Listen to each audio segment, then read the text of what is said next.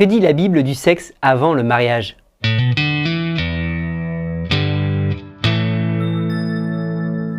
Aucun terme hébreu ou grec employé dans la Bible ne fait référence précisément au sexe avant le mariage. La Bible condamne clairement l'adultère et l'immoralité sexuelle. Mais le sexe avant le mariage entre-t-il dans cette définition ? D'après 1 Corinthiens 7, verset 2, la réponse est clairement oui.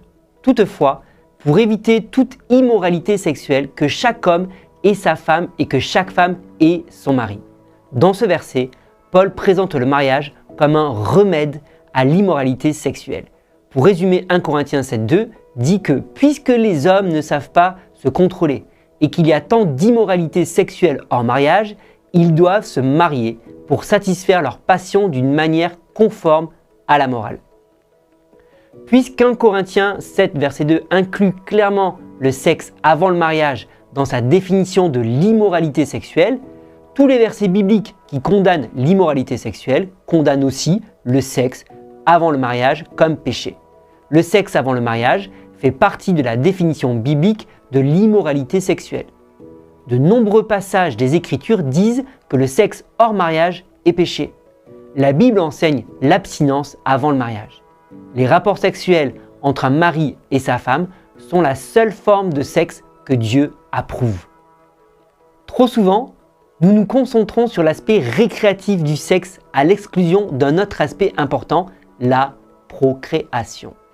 Le sexe dans le cadre du mariage procure beaucoup de plaisir et Dieu l'a voulu ainsi.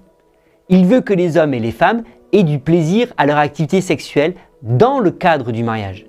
Le Cantique des Cantiques et plusieurs autres passages bibliques, comme Proverbe 5, verset 19, décrivent clairement les joies de la sexualité. Mais les couples doivent comprendre que Dieu a d'abord prévu la sexualité pour faire des enfants. Par conséquent, un couple qui a des rapports sexuels avant le mariage pêche à la fois en profitant de plaisirs qui n'étaient pas prévus pour lui et en risquant de donner naissance à une vie humaine en dehors de la structure familiale que Dieu a prévue pour chaque enfant. Même si la pratique ne doit pas être un facteur déterminant pour distinguer le bien du mal, si le message biblique sur le sexe avant le mariage était suivi, il y aurait bien moins de maladies sexuellement transmissibles, d'avortements, de mères célibataires, de grossesses indésirables et d'enfants qui grandissent sans la présence de leurs deux parents. Pour Dieu, il n'y a pas d'alternative à l'abstinence avant le mariage. L'abstinence sauve des vies, protège les bébés, donne leur valeur appropriée aux relations sexuelles et surtout honore Dieu.